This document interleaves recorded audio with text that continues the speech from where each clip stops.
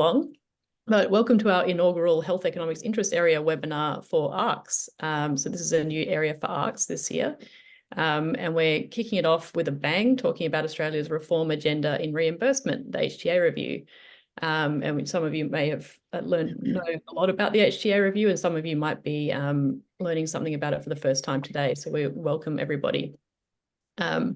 And we have an excellent speaker, Liz De Soma, the CEO of Medicines Australia, who we'll introduce shortly. Just briefly, I begin today by acknowledging the traditional custodians of the land on which we meet today and pay my respects to their elders past, present and emerging. I extend that respect to Aboriginal and Torres Strait Islander people here today. So like I said, health economics is a new area for ARCS as an interest area. Welcome to the Health Economics Interest Area meeting. We have two conveners, so I'm one of the conveners, and also Gotza Bogeski, who is at CSL Seqirus. My name is Katrina Lapham. I'm a director at BioIntellect, focusing on strategic market access and policy. And Gotza is the associate director of health economics at CSL Seqirus. So like I said, this is a new area for ARCS, and we're keen to get to put together a very engaging program for you this year. We know that in 2024, there's obviously a lot going on in the world of health technology assessment, or HTA, as you will frequently hear it referred to. Obviously, we have Australia's HTA review and reform process, which is going to be the focus of today. We also have a co-design of an enhanced consumer engagement process in Australian HTA, which is ongoing with the government at the moment. And more globally, looking at what's happening in Europe, we have HTA harmonisation happening through regulation in the EU as well. So we're very keen to get people's feedback on today's session, and also any ideas for topics that you would like us to cover in future sessions. So please send myself or Gotza an email if you have any thoughts and would like to share any feedback with us. Our email addresses are up there, and we can circulate these afterwards as well. Materials are a copyright of ARCS or the speaker and cannot be copied without the express permission of either party. Just as a disclaimer, any materials or case studies referring to a product or company that is discussed during this webinar is provided to enhance the learning experience and is not intended to bring discredit to any individual, group, company, product, or industry. While we aim to provide accurate and current information today, the information is not intended to substitute for company procedures, processes, policies, or regulatory guidelines. ARCS provides a representation of the pharmaceutical sector, recognition of professional development, networking opportunities, and strategic partnerships. There are many other benefits of joining ARCS. If you're not already a member, please go to our website to see how you can add value to your professional development by joining ARCS. And you can see some of the areas there that we cover. Like I said, this is an interest area meeting is about health economics, but ARCS has a range of other interest areas that have regular meetings and webinars that you can tap into to learn something from. These are some of the upcoming events happening in April and May. So another one which is quite sort of topical, I guess, with what we'll be talking about today. There will be an event tomorrow looking at the Medicines Australia Code Review, process and topics for consideration for medical information and medical operations. On the 29th, next Monday, I believe, we're looking at quality management systems. And then there's a course on operational excellence and regulatory compliance coming up over the course of the next couple of months as well.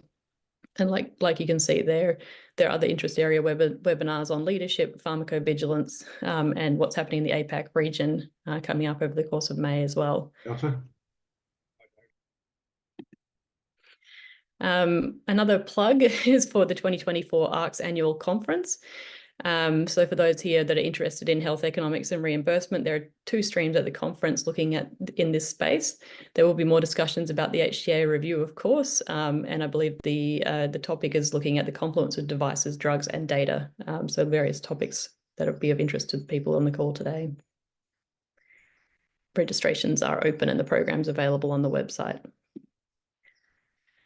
Just a little bit of housekeeping. So for today's webinar, please keep your mobile phones off or silent unless you're using it to join the session online. Use the webinar chat facility to participate. So we will have an opportunity to ask questions at the end of Liz's presentation. So if you want to put questions into the chat, please don't sort of interrupt during the presentation. But if you want to put questions into the chat, then Gotza will be gathering those together and facilitating a Q&A at the end of the presentation. And you're welcome to ask those questions directly as well when we have that Q&A session. Please turn your camera on where possible. Refrain from recording the webinar, and we will be providing the slide deck to members on the ARC's website after the presentation. So without further ado, I will introduce Liz de Soma, who's probably no stranger to many of you. Liz is the current Chief Executive Officer of Medicines Australia. She was appointed as the first female CEO of Medicines Australia in 2018. She's a dedicated advocate and policy expert for the pharmaceutical sector and is well known for her contributions to national policy development. Liz has a lifetime of experience in healthcare and pharmaceutical policy with a core focus on improving the lives of patients. She began her career in nursing and spent over 10 years as an intensive care nurse in the front line of critical care in both London and in Australia. A chance role supporting a clinical research trial ignited a passion for drug development, leading Liz to a Master of Medical Science at UNSW in 2007. Since then, she's worked across drug development, clinical research, regulatory affairs, and market access in the pharmaceutical industry. Liz contributes her clinical and industry expertise to a number of expert committees providing advice to government and brings decades of experience to her role, having worked at the front line of the medical field, including as an intensive care nurse, clinical trials coordinator, and clinical research associate. Liz provides occasional lectures on drug development, regulation of medicines, quality use of medicines, and the policy environment affecting access to medicines in Australia, which is precisely what she will be doing today. And obviously, Liz is also a member of the HTA Expert Review Committee that is part of this ongoing process that we're going to talk about today. So I will hand over to Liz to take it up from there. Thank you very much. I'm just going to share my screen. I don't know if since COVID we're more tolerant or less tolerant of incompetence in technology, so bear with me, but just check that you can see what I think you can see, which are my slides. I firstly just want to comment on that bio, which seemed to make far too many references to my age. So I think that's a bit disappointing, but I will do what I can to change that in the future.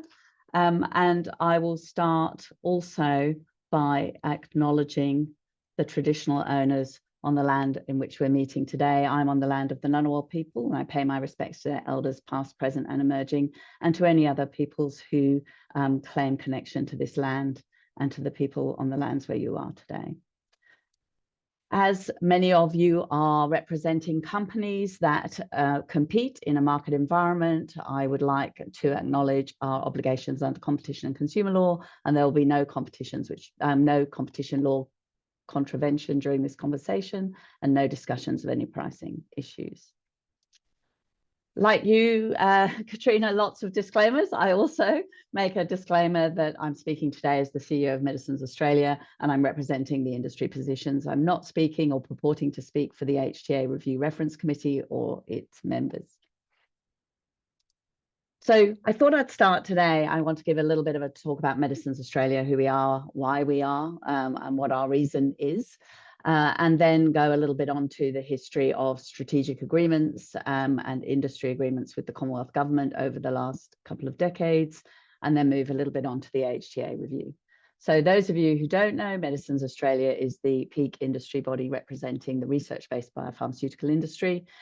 These are our members at 2024, and we have a number of new members joining over the course of each year. And they represent the majority of medicines that go through the HTA process. Medicines Australia has a strategic plan.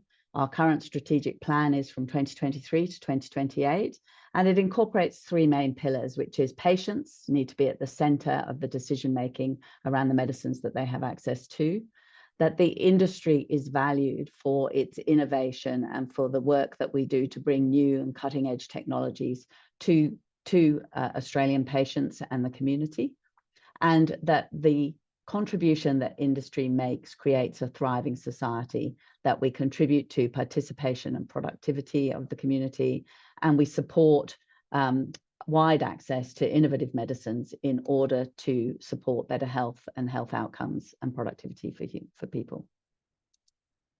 Our organization is relatively small. There are, if you look at this diagram, the pink and green are mostly administrative, corporate services, operations, and code of conduct functions. And then the left-hand side of the diagram, the purple and the orange, is the policy, communications, stakeholder relations, and government relations section. So in the context of this conversation, the significant amount of work is being undertaken under the leadership of the policy and the communications and stakeholder engagement part of the organization. And this is the structure of Medicines Australia's working groups. So the groups that are there to direct, shape, and influence policy and ensure that we create a stable and predictable business environment for the pharmaceutical industry in Australia. So there are a number of standing working groups because there is always consultation and conversation to be had around health economics, regulatory affairs, the vaccines industry, our government relations, working with consumers and consumer advocates, and rare diseases. Then there are a number of other groups that may pop up from time to time to deal with special interest areas where there may be some focus of certain companies, but not a focus of the whole membership. So for example, the Alzheimer's group are a group of companies that are brought together to shape policy around access to Alzheimer drugs and to develop reports. These are self-funded groups, and you can see there's a number of interesting topics there which are important to the equity and inclusion of our industry, medical sustainability in the environment, research and development, advocacy, and a small group that has worked together for decades to provide AIDS vaccines and treatments to Papua New Guinea. The Oncology Industry Task Force popped up 10 years ago and is still active in shaping oncology industry views on such things as combination therapies, new access, pan-tumor designations, and a number of oncology-specific tasks. We have some other groups that are multi-stakeholder groups. The Research and Development Task Force is a group comprised of AusBiotech, Medicines Australia, and the Medical Technology Association, and a number of external research institutes, and is a foremost group for examining what needs to happen to shape clinical trials and clinical trial policy in Australia across the jurisdictions, across the federated states. How Medicines Australia engages? Well, we work with our working groups, we work with our member companies, we work with external stakeholders, we deliver reports, and we engage actively with the media. We also obviously oversee the self-regulation and ethical conduct of the pharmaceutical industry through the Medicines Australia Code of Conduct. And as Katrina mentioned, there is a Code of Conduct review this year. So I encourage you all, particularly those of you who have an interest in the ethical conduct of this industry, to have a look at that code review and see how you can contribute. As we have seen such enormous strides in digital technology, communication, social media, this can become quite a vexed area. So we really do need to make sure that our self-regulation is contemporary and able to deal with some of the challenges that we face. So that was about Medicines Australia, and I will always take questions on membership. If you're not members of Medicines Australia, please reach out. There is a lot of value to be gained of sitting at the table, as it is a well-known adage around Canberra. It's better to be at the table than on the menu. And we certainly have experienced over several decades the importance of the industry peak body representing industry positions and policies at the table when policies are being proposed by the Australian Commonwealth Government, and indeed at the states and territories level. So since 2010, Medicines Australia has led engagement with the Commonwealth through a range of strategic agreements. The most recent strategic agreement also contains a commitment to HTA reform. Just to give a little history of those strategic agreements, the first strategic agreement in 2010 delivered $1.9 billion of savings through a range of measures, most notably expanded and accelerated price disclosure. What the industry gained out of that particular agreement was that there was a commitment to no new price-related saving measures during the term of the agreement, no new therapeutic groups, and some process improvements. In 2015, when the next agreement was to be negotiated, we actually ended up with no agreement. That was to our detriment, and a discovery that the Commonwealth Government can effectively do whatever they want to do around policy and pricing policy for the pharmaceutical industry with or without an agreement. And 2015 was, as many of you will remember, quite a vexed period of time. The quantum of savings that were delivered through the 2015 agreements, which spanned the Generic and Biosimilars Association and coincided with the Pharmacy Guild Agreement in 2015, a statutory price reduction to F1 products was implemented, and a number of other reasonably difficult processes were implemented, which led to $6.5 billion worth of savings taken out of this sector. We estimated that around $4.2 billion of that 6.5 came directly from the research-based pharmaceutical industry.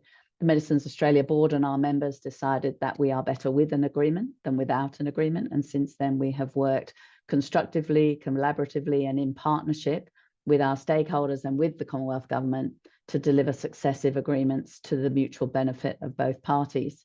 In 2017, we were able to negotiate ourselves into a new agreement, which did deliver $1.8 billion worth of savings. That $1.8 billion was reserved essentially to offset new medicines. No new therapeutic groups were implemented and process improvements were proposed. By the time we came to 2020, COVID was in full swing, and the government approached Medicines Australia to commence the negotiations for our new agreement to commence in 2022. That's the agreement that we are in the midst of right now. Again, it delivered a savings measure of $1.9 billion, partly by recounting savings that had sunsetted in the 2017 agreement. Therefore, if you sunset the legislation, then you start back at the same baseline, so you can recount savings. A lesson from our 2010 agreement was that expanded and accelerated price disclosure became the baseline setting. So although it delivered billions of dollars worth of savings from a practical perspective for the Commonwealth Government, it was not able to be counted as savings into the future. It became the new baseline. So by sunsetting the legislation, you reset the baseline at each agreement, and you can recount the saving measures that were already counted from a previous agreement.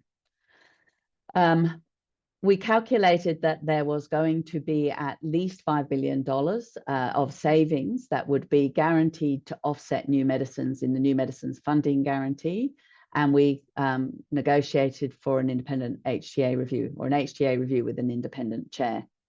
We highlighted that the significant issues in that HTA review were the lowest cost comparator, that the discount rate, and that we continued with our position of no new therapeutic groups, no new PBS price-related savings measures. The agreement was fundamentally based on some high-level principles that underpin the innovative industry's position. Prioritization of innovation, which in our system are usually recognized through F1, early access for patients, maintaining the separation of F1 and F2, both for policy and pricing matters, sustainability of the PBS, but making sure that savings are reinvested into new medicines, ensuring that reimbursement pathways mirror some of the regulatory pathways. So what we have seen is that the TGA have been quite proactive in developing fast track or work sharing or provisional registration of medicines, and then there is a delay between provisional registration and reimbursement pathways. Always uphold the principles of intellectual property rights, support the policy settings of the National Medicines Policy, ensure that we maintain the primacy of the clinician and the patient in choosing the medicine that is best suited to their needs, and making sure that the broader value of medicines are recognised and that meets community needs. The core asks of the HTA reform agenda were to modernise HTA to recognise value and keep pace with the rapid advances in scientific technologies. Elevate the patient voice so that the patient contribution to decision-making is heard earlier and more informatively. Share and manage risk more fairly, and ensure that any savings derived are reinvested into new medicines and not drawn into consolidated revenue. The Health Technology Policy and Methods Review was another tactic to ensure that we did not just look at processes, but that we looked at policies as well. And the shared goals in the strategic agreement are to reduce the time to access for Australian patients so that they can gain access to new health technologies as early as possible. Maintain the attractiveness of Australia as a first launch country to build on Australia's status as a world leader in providing patient access to affordable healthcare, and ensure Australia's assessment processes keep pace with the rapid advances in health technology. A reference committee was drawn together. Originally, Medicines Australia appointed Mr. John Young, a former senior leader at Pfizer, onto that reference committee. But as the review progressed, he was unable to maintain that position due to some conflicts of interest that emerged, and also his location in the UK made it impossible for him to continue. So just to revisit our burning platforms. At the time, and still on the horizon, is international price risks, which will impact on Australian access. So the US, for example, has introduced under the Biden administration the Inflation Reduction Act, which is looking at reducing prices to a range of pharmaceuticals that are made available through Medicare Part D. In parallel, or prior to that, the Trump administration had introduced the International Reference Pricing Most Favored Nation policy. That, as we know, is a contentious area given that Trump is campaigning for the US presidency. And if successful, that particular international reference pricing policy may be revisited. Nevertheless, in Australia, if we compare ourselves to like-minded HTA-related or OECD countries, we are also lagging behind other countries in terms of the time it takes from TGA registration to patient access. Many of you will have seen the Medicines Matter report over several years, which shows that Australia is below the OECD average. So just to reiterate, the average time from registration to reimbursement for the 20 OECD countries that we reviewed was 384 days in the first Medicines Matter report, and has extended to 466 days. Now, Medicines Matter reviews innovative medicines first indication, first in class. So it does not review all medicines that are going through the HTA system. We tried to pick out those medicines that were viewed as innovative or first in class, first indication in any country. There is other data from other sources that would suggest that the average time to access for Australian patients is even longer than 466 days if you take into account all other types of medicines, so second and subsequent entrants or expanded indications of innovative medicines. So how did this all fit in our thinking? There was a review of the National Medicines Policy, which came up with some revised and modernised high-level principles about what the Australian policy is to ensure that the Australian community has access, timely access, quality use to new innovations in a way that is both accessible and affordable. We also know that there was a House of Representatives inquiry into access to novel medicines and new technologies, which was an extensive inquiry some years ago, delivered a very strong report around the new frontier of medicines, and made over 100 recommendations on what should happen to ensure faster access for patients to new technologies and reduce the delay from TGA registration to government subsidy. And a lot of that led into the Health Technology Assessment Review, getting into the details of how we can deliver on some of those recommendations. So just to recap the Australian system, now I've taken the liberty of using some of the graphics that came out of the Health Technology Assessment Review expert papers. So those of you who have been following the Health Technology Assessment Review, you know that the Australian Commonwealth Government commissioned a number of health economic expert groups to conduct a range of academic analysis and research into health technology assessment systems around the world, to see where there were similar issues or different issues and similar and different solutions to some of the problems that we're facing.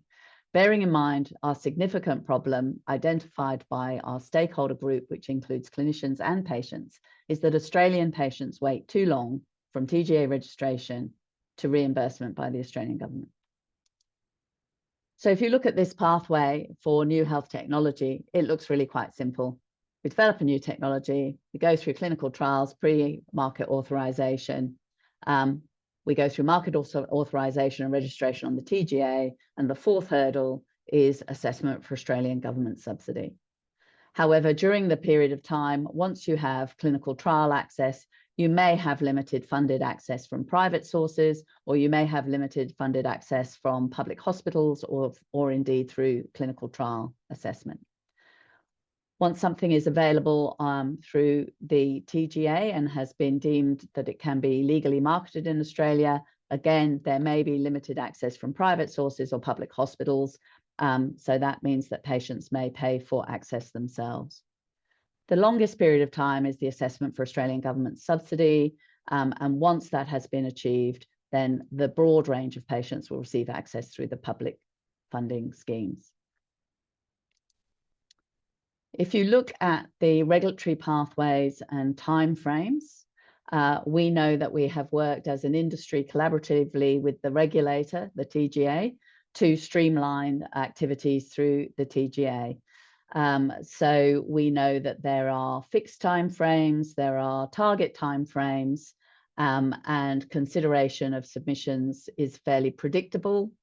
Over time, there have been some enhancements to that, with provisional pathways, fast track and priority reviews, and some different timeframes have been applied to those. So if you look closely at this side, the standard pathway is 220 days. A standard inclusion pathway, indication pathway would be 255 working days. And then there are some faster pathways that can be utilized depending on the priority of a product.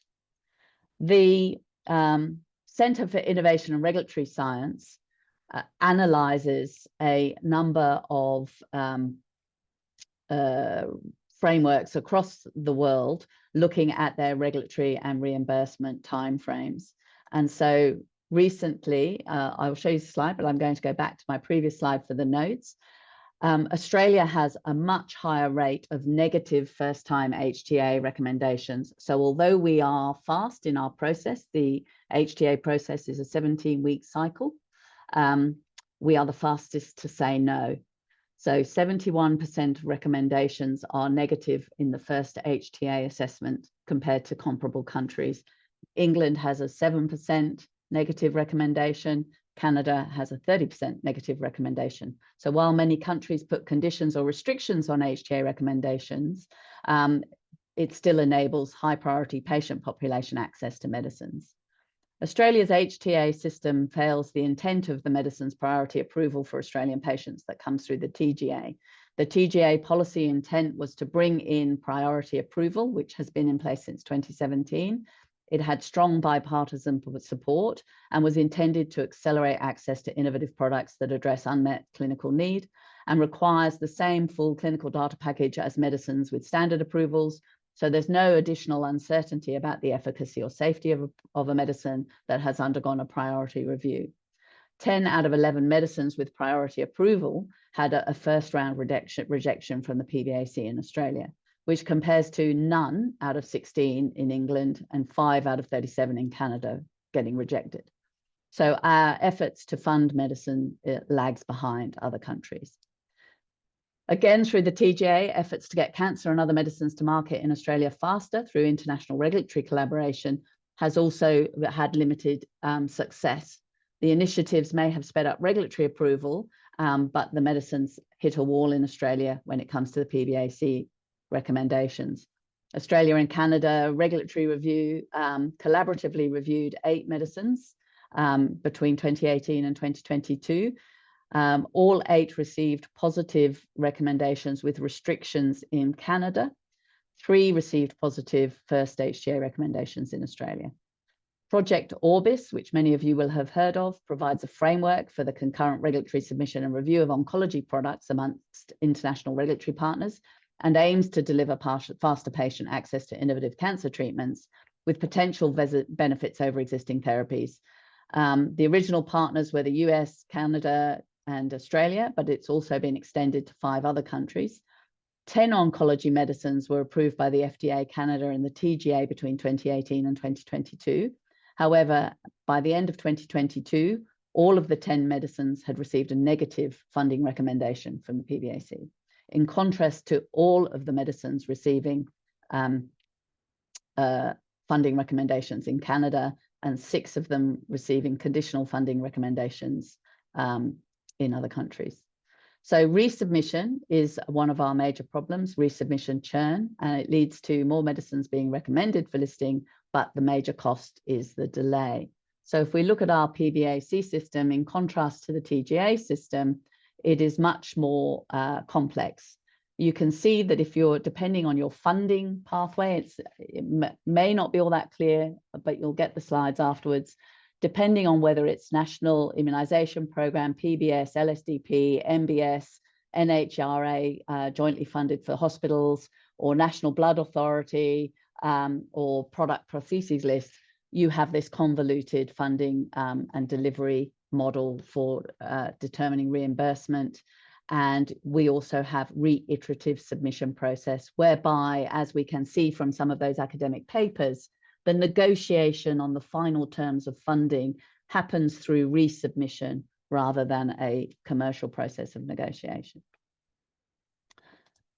So the HTA review, what was its intent? Well, the intent of the HTA review is to ensure that we keep pace with the rapid scientific advances of new technologies, and also to ensure that our policies are fit for purpose. We know that policy lags behind scientific advances and that our policies have added barriers to access and funding in Australia.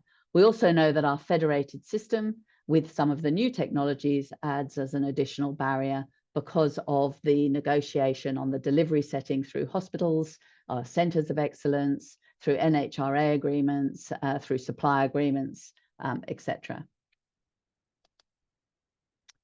The purpose of the HTA reform is to deliver a long-term roadmap for future of HTA and embed a system that is more flexible and agile to meet the needs of the community, to encourage the industry to engage, and to ensure that we are capable of delivering as fast as possible access to new technologies to Australian patients. There's a lot of discussion around the opportunity cost of spending high upfront costs on new medicines, and very little discussion on the opportunity cost of not investing in medicines at all. So there is also a debate around where is the benefit versus where is the cost. Medicines Australia has proposed a roadmap of reforms and some implementation plans for HTA reform. We have engaged with our external stakeholders. We have generated an information and awareness campaign. We did some testing of the community to discover that on the whole, most people believed that the PBS would be there for them if they ever needed it, and were very surprised to hear that actually their doctor may not have the best medicine for their illness in their toolkit. And that was a surprise to 3 out of 5 people that we spoke to. So we are raising awareness of the importance of the PBS. The PBS is a fundamental pillar of Medicare. There is broad community awareness of the need for Medicare to deliver services, but there is also a lower awareness of the challenges facing the Medicare system in the delivery of goods, such as medicines through the PBS. We need to ensure that policy is stable and predictable, and that business environment has opportunity to engage with the business environment in Australia. So the Medicines Australia roadmap is on our website, and it talks about our key goals. Now, many of you will have seen with the HTA review, there has been 12 months of research and analysis looking at international benchmarks, looking at the Australian system, examining where there may be hold-ups in the Australian system, what might be the causes of those, whether it is our policies, whether it is our processes, whether it is the methodologies that have not kept pace with new technologies. And an options paper was released in January this year for review and a second round of consultation. Now, those of you who care will have read the options paper with interest, and found that it was quite extensive in the number of recommendations that were being put forward, including some recommendations that, from an industry perspective, we feel would take us backwards and would be detrimental to the whole HTA system. Bearing in mind our common goals: faster access to new technologies, patients at the centre, attractive destination for investment from the Australian pharmaceutical industry. So our ideal outcomes for the HTA report is that the issues that we found most troubling or most challenging need to be removed from the report or resolved in the best way possible. We want to continue to see options that we support, and we want to see front and centre the wins that would be not only wins for industry, but wins that would take patients forward and broader stakeholders. So the red line issues, as we've described them, or the issues that we found in the options paper that would take us backwards, were suggestions that cost minimisation submissions must offer a lower price in order to enter the process for cost minimisation review. We've called that cost minimisation minus, cost min minus. That needs to be removed from the final report. Removing a new process for post-listing reassessment. There was a proposal for a new process of post-listing reassessment and disinvestment of health technologies. This is misrepresenting what should be happening in our post-listing process for new technologies. Clearly, we are keen to see a more agile and flexible process for funding new and innovative technologies, including different payment models, different delivery systems. And we have just agreed through the industry a revised post-market review framework. So there is no need for adding new processes for post-listing reassessment. There are multiple opportunities through deeds of agreement, through post-market reviews, through dusk reviews, for the Commonwealth Government to work with stakeholders and with the industry on whether products need to be reviewed in their post-listing environment. There was also a suggestion of a multi-country buying block to strengthen the purchasing power of the Australian government. As a monopsony purchaser, it doesn't need any more power, and clearly that needs to be removed from the final report. The two issues that are of most value to the industry is the requirement for mandatory lowest cost comparator, which is covered under section 1013B of the National Health Act. Medicines Australia proposes that that needs to be amended. There certainly needs to be an intention and recognition that there must be an expanded set of circumstances whereby the comparator is not the lowest cost comparator. There are numerous examples where the lowest cost comparator is not the appropriate clinical comparator for the purposes of a cost minimisation submission. And there is also a strong case made by Medicines Australia, supported by Katrina here in the room, and others from BioIntellect, to lower the base case discount rate in those high upfront cost medicines where the accumulation of benefit is over a longer period of time, and they are significantly disadvantaged by the current state of a 5% discount rate. So those are our main red line issues. However, just to focus a little bit on the positive, there are some good things in the options paper that we would like to see continued or indeed strengthened in any final report. Proportionate appraisal pathways. So the ability to do flexible HTA in proportion to the type and complexity of a submission. Simple cost minimization, same value, same health outcome, should not require full HTA appraisal pathway, should be able to go straight to negotiation and listing. However, complex, difficult products do need to have early resolution mechanisms, early access mechanisms, and ability to put effort where the complexity lies. There needs to be an improvement in collaboration between the states and territories in the delivery of highly specialized therapies.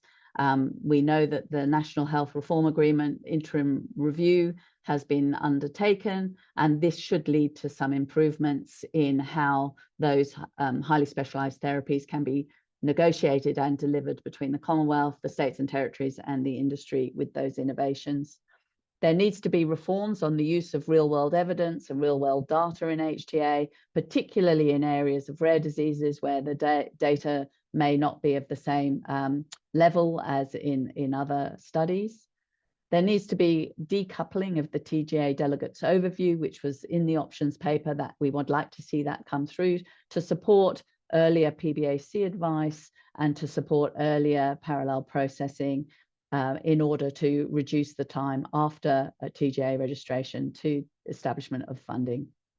Horizon scanning is an important element, but horizon scanning will only be useful if it actually informs collaboration and preparation of the system in anticipation of new technologies, rather than being used as a weapon to pick and choose which medicines need to come to Australia and which ones will be blocked. Horizon scanning is about preparing the system and making sure that the delivery is possible in the shortest amount of time, not waiting till the submission arrives and then trying to negotiate how to get it to people. There is also some focus on First Nations people because there is still a significant issue in our closing the gap measures, and one of which aligns with needs for access to medicines. The big wins that absolutely need to be in the report and strengthened is making sure that there is earlier and fuller engagement with patients and other stakeholders in the funding process, and also that they can be a part of the decision-making framework for what constitutes value. Value from a health economics perspective is quite narrow, and we look at our ISAs, our QALYs, our utilities. What is missing out of our value is the value framework around second round effects, productivity, broader value that is achieved through patient access that is not necessarily taken into account in a quantitative way in our HTA assessments. We need to agree on how we measure success. What is the baseline of time to access and what is we're trying to achieve?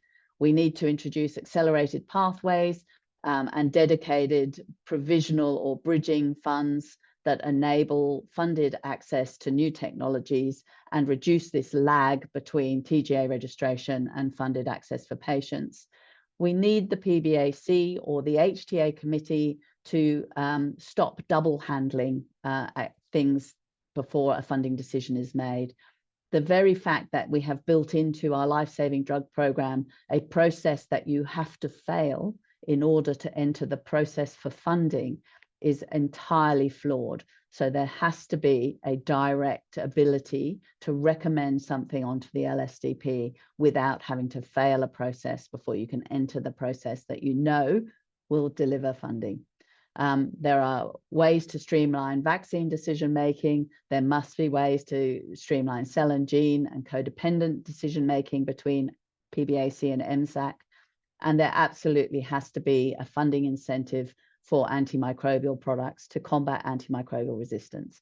Other countries have already done this, and Australia is sitting on its hands, not sure why. We need to combat these issues right now. So how should HTA change to improve access? Well, we need to reduce the time to access and reduce the submission churn. We need to ensure Australia is an attractive destination for new medicines. Patients must be at the centre, and the broader value of medicines needs to be recognised. So we will be continuing to advocate for some of these measures which are counted here: horizon scanning to identify transformative, high added value and high unmet need products, ensuring early stakeholder engagement and preparing the system, the budgets, the services and the processes to ensure that the time from arrival in Australia to access to patients is reduced.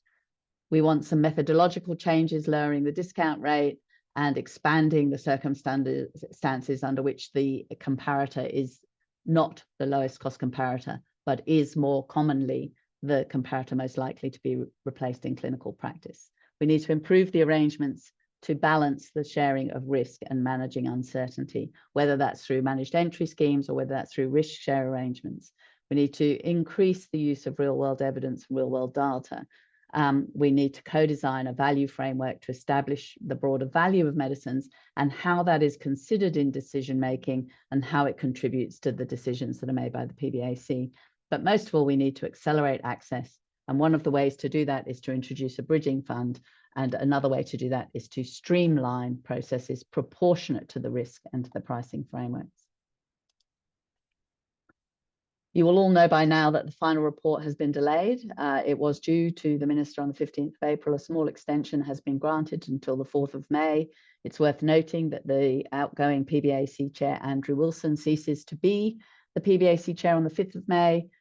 So it will be his last working day, handing in the report to the Minister. We know that the Minister is committed to HTA reform. He has said it in multiple public forums. He wants to see bold ideas. He wants the time to listing reduced. He wants to accelerate access. He wants further and greater stakeholder engagement. But we know that because of the timing of the report and the delay, there will not be a budget announcement of a bucket of money attributed to HTA reform. But it is important for us to get the report right. I'm working strongly through the reference committee, supported by Medicines Australia and my board and board subcommittees, to secure outcomes that are of the most benefit to the industry and to patients and to resolve the red line issues. And Medicines Australia is working closely with the Minister's office to secure the best possible outcome for industry. The process for publication of the final report is not yet known. The report will go to the Minister on the 4th of May. But his decision around publication of that report will be dependent on government processes. For example, it will need to go to the central agencies to see what the impact may be from a cost perspective. It will need to also go to the government solicitors to establish if there is an impact on legislation, and it will need to go to his cabinet colleagues to be signed off. So there are a number of internal government processes that will need to happen before that report is published. So don't forget, whilst HTA is the main game in the market at the moment, there are other opportunities in the market regardless of HTA review, and we are still advocating strongly for harmonisation of clinical trials. The Clinical Trials Harmonisation Programme under the National One-Stop Shop has been strongly created under the steerage of Professor Ian Chubb, who has been corralling the states and territories. He currently has all the states and territories on board to support the National One-Stop Shop. So we are hoping to see some recognition of that or in the budget this coming May. The National Reconstruction Fund and Investment in Medical Science and Manufacturing and the Medical Research Future Fund continue to support other levels of the ecosystem, but we need to make sure that there is recognition both nationally and internationally of how people can access those matched funding models or those grant models. We have an ongoing communication and stakeholder engagement collaboration, and we think that that is a really important awareness and education approach, because the people who will change our system are people who vote for politicians, patients and clinicians. Patients listen to clinicians, politicians listen to patients. We know that there are a number of other international collaborations among pharmaceutical peak bodies that are consistent and aligned with our messaging, and we have recently put out a new vaccine campaign that's come from our international colleagues about the importance of vaccination and the importance of adult vaccination. It's as important in in managing health and contributing to productivity as childhood vaccinations are, and it's as important in Australia as it is in other countries. So that is also part of our communication and stakeholder engagement, is making sure that there is education awareness about the value of medicines and vaccines and biotherapeutic products beyond the traditional health outcomes, but also the contributions to keeping people well in our community. There's just a little bit more information about the National One-Stop Shop. The Research and Development Task Force, which I referred to earlier, has been working strongly with the Department of Health area responsible for clinical trials to ensure that this system would be beneficial not only for the industry, but for patients and clinicians who are trying to access clinical trials. If Australia wants to have a strong presence in the pharmaceutical industry in Australia that contributes to our economy, it means the whole ecosystem has to thrive, and that's from research and development through to market access. Hence, National One-Stop Shop and HTA review. I think I've talked for long enough, Katrina. So yes, thank you so much for that, Liz. That was excellent presentation. So thank you very much for providing that for us. Gotza is just going to field some questions. We've had a couple of questions come in through the chat, so I might hand over to you, Gotza. Great, thank you, Katrina, and thank you so much, Liz. We've got a few folks here in the crowd, but I might just perhaps ask Mark Glover. I saw that you had asked a couple of questions during the talk. If you don't mind, maybe perhaps speaking and actually picking one of your questions that you want to actually ask while I look at the chat. Thank you. Thanks very much. Good to see you all. Liz, I'll go to the change in chair question. I mean, how do you think Robin coming in is going to make a difference to the PBAC process and the HTA review process? Or is it... Well, many of you know Robin Ward well. She's been part of the system for a very long time. She's been on the PBAC for many years and chaired MSAC. She's very HTA savvy. We certainly will be calling for Robin to have very strong engagement with stakeholders. I think one of the things that we would like to see is Robin engaging more with the industry about the needs to find pragmatic ways forwards for access. As the chair of the PBAC, it's a far more out-front role than MSAC has been, or indeed a member of the PBAC has been. We've seen with Andrew that he's been very engaged externally with stakeholders, and we'd like to see Robin do the same thing. We are going to need someone who understands the system, but also we're going to need someone who is willing to engage with stakeholders if we are to see these reforms implemented and for them to make a difference. So we will be calling for much greater engagement with Robin in her new role as the chair of PBAC. Do you think she'll do it? I know that she will be encouraged to do it, and I don't think she'll be able to not do it. So I think it will be an expectation of the industry. It'll be an expectation, I think, also of the minister that the PBAC chair engages with stakeholders. Thank you. Thank you, Liz. Thank you, Mark. And I think we had Karen, you had a couple of questions. Would you like to speak to Liz there? Yeah, I guess in the Wins for Industry slide, Liz, that you had up and talking about early engagement, the most recent 2023 data from CAPRI and PBI showed that the two greatest opportunities were early access and involvement throughout the product lifecycle, as really important to Australian consumers, but the area where they had the least satisfaction. So that really adds up to opportunities in the good news picture. So what would your recommendation? You mentioned code review. Would you see as the most feasible, compliant, and quickest way to make a meaningful improvement in each of these two areas? Karen, an easy question for you, Liz. A really good question. Look, I think it's really important to remember that in our strategic agreement, Medicines Australia called for an early and enhanced consumer engagement process to be co-designed with and patient-led. And we know that the consumer organisations are working with the consumer engagement unit at the Department of Health to co-design what that enhanced engagement process looks like. So I think it's probably wrong for me to speak for what they want, and I trust that will come up with some recommendations that actually come from patients about where they see the greatest value in early engagement. But I agree with you, there is a general need for, and I've seen patient groups say this in other forums, they should be involved right in that early clinical development phase, in the design of clinical trials, in ensuring that quality of life measures are actually the measures that are important for that particular disease area or that particular treatment area. So I trust that co-design process will come up with some recommendations about how they can do exactly what you say, harness those opportunities of in the areas where they currently feel they are not.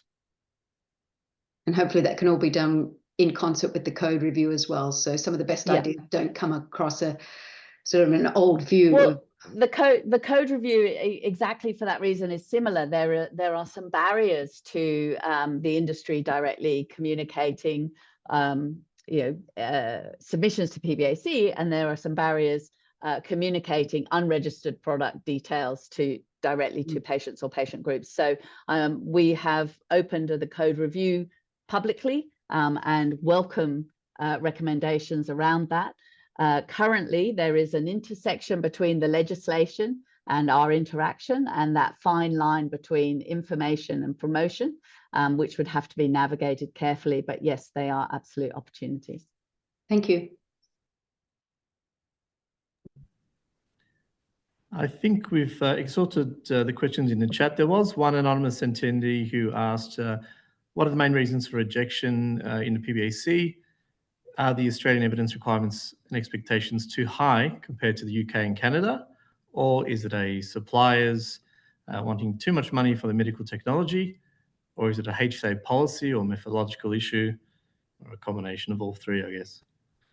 Yeah, I mean, it probably is a combination of all three. You'd have to look at all of the rejections to determine if there were differences between them.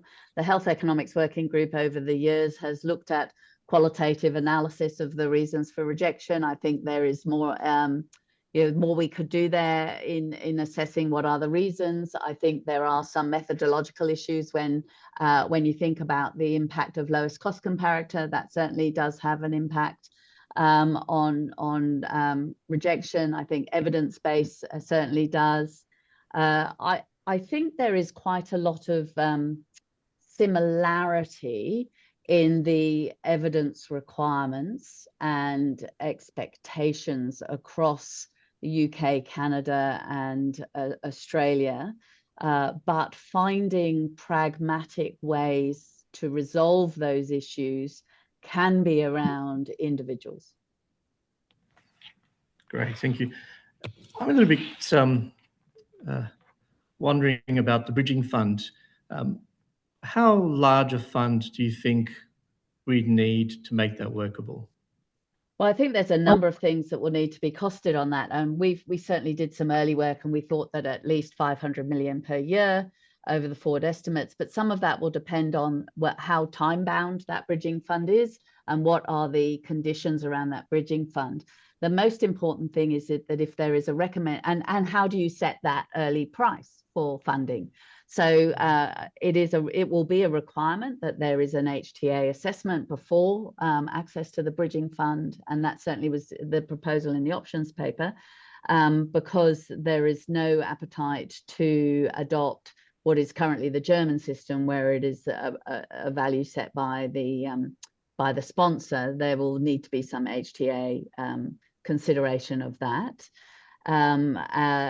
It will depend on the duration of the fund, the likely uptake and use of that particular product or innovation, and what we're trying to achieve. But our early costing assessments were around 500 million per year. Great, thank you. And I guess one question from me around the timing. So the strategic agreement 27, is the general thinking we could actually have some of these things included by that time? What's your gut feel at the moment? Or is the paper? Yeah, Medicines Australia has proposed a roadmap. I think it's really important that there are some short-term early wins on the board, and then some things are going to take a longer time to consult. and ensure that they actually improve the process. So, you know, we have a complex, clunky process, as everybody has articulated. There are some elements of that options paper that look like we're just adding to an existing process, and there are others that look like we actually need to throw out the old one and bring in a new one. That's going to need some significant consultation and assessment of how do we actually streamline it. My hope, my expectation, and certainly what we are advocating for in our roadmap is a 3-year plan. From a political perspective, there's obviously some political overlay to that because we are coming up to a new federal election. So the federal election is likely to happen somewhere between October and May, October this year to May next year. So that will certainly influence some of that decision making. And we certainly saw with the election that around the HTA review timeframe that it delayed the implementation of the HTA review. So, you know, there is some concern that an election could be to an advantage because you might get more commitments through an election process, but it also could create delay because nobody will do anything during the caretaker period and nobody will do anything until they've settled into government, whether it's a returning government or a new one.